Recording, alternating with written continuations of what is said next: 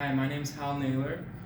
I attend Utah Valley University, and I'm going to give a presentation on environmental awareness for my marketing class. Today, I am going to discuss three main factors that affect our environment today. One is deforestation, the second is pollution, and the third is overpopulation. Okay, first with deforestation.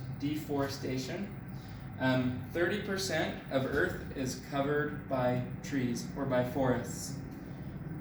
An estimated 80% of that has already been cleared. Between 80 to 160,000 trees are cut down each day for paper products. Over the years, it's pretty easy to see how quickly we can clear a rainforest or something, our natural forests and habitats through these products.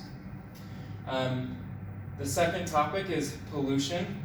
Pollution is everywhere, and in fact there's many ways of pollution. There's actually 7 different types.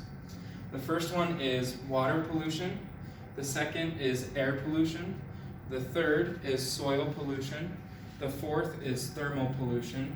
The fifth is radioactive pollution. The sixth is noise pollution. And the seventh and the last is light pollution. So water pollution. Every year there's 8 million metric tons of plastics that end up in our waterways. It's predicted that our oceans will contain more plastic than fish by the year 2050. This is just a map that kind of shows tons of trash per person. As you can see here in Utah, we're one of the lower states, but some of the more heavily populated and touristic states are actually the ones that have the higher percentages of tons of trash per person. And it's astonishing to think that in Utah alone we have 14.7 tons of trash per citizen. There we go. 4% of Americans live in areas that have unhealthy smog levels. So this is done through industrial production, just everyday driving cars, things like that produce this. Okay, leukemia, neuromuscular blockage, chest pain, kidney damage, cancer, liver damage, vomiting, and rashes. These are all side effects of soil pollution, which is one of the 7. On top of that, one of the other forms of pollution, thermal pollution, comes from runoff from a lot of the machines that actually cause air pollution. So it's almost like we're being hit twice with a lot of these same companies. This is kind of a diagram that shows how thermal pollution works.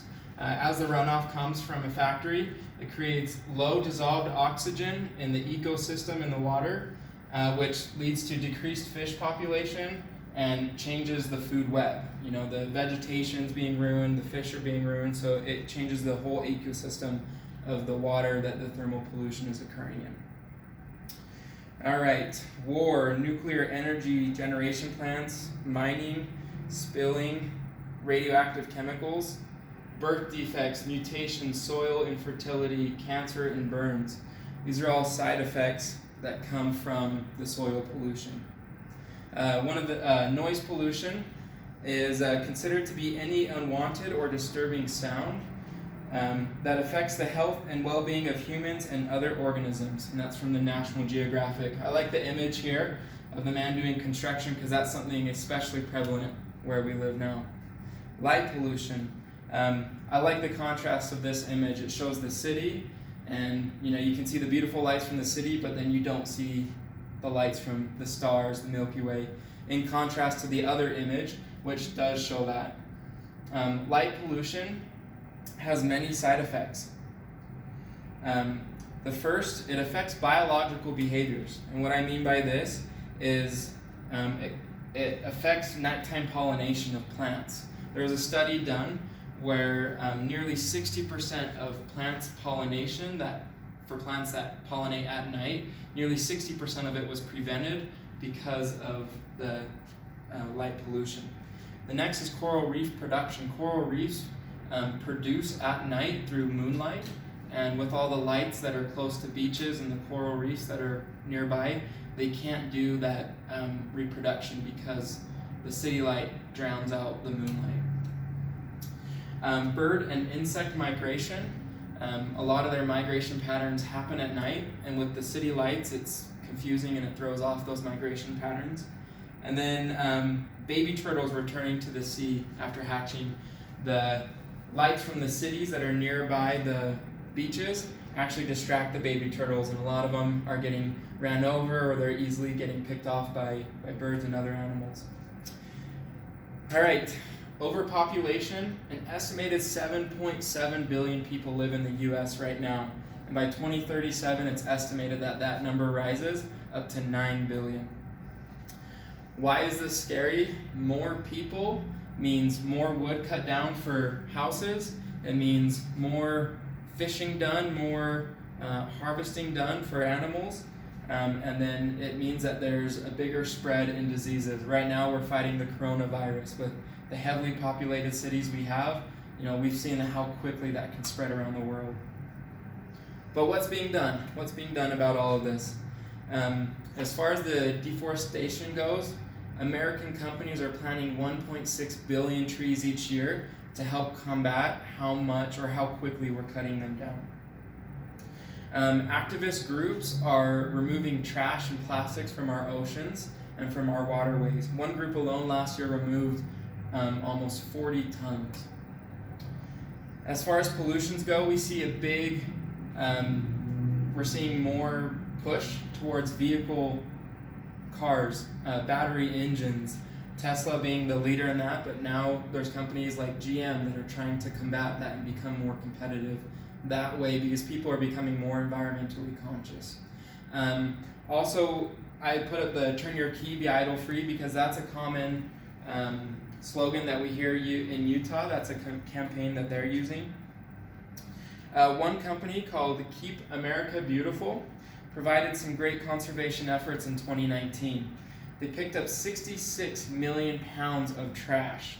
They cleaned 8,000 miles of shorelines and waterways and cleaned nearly 60,000 miles of highways and roads.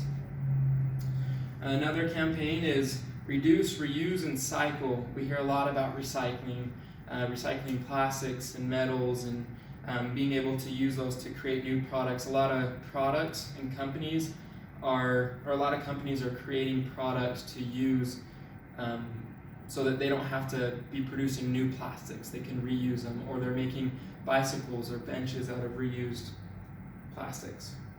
Here's a graph that shows where paper supply has been and recycling rates have been in the U.S. over the last, since 1990 to 2015, so over the last 25 years. And this was the most recent statistic that I could see, but you can see that people, as of about 2010, are becoming more environmentally conscious, and recycling rates are going up. In fact, they're almost matching close to the production rates of paper. So that was my presentation. I just want to end on the fact that although there's a lot going on in the world around us, there's a lot that's being done to combat it, and there's a lot of things that we can do in our everyday lives.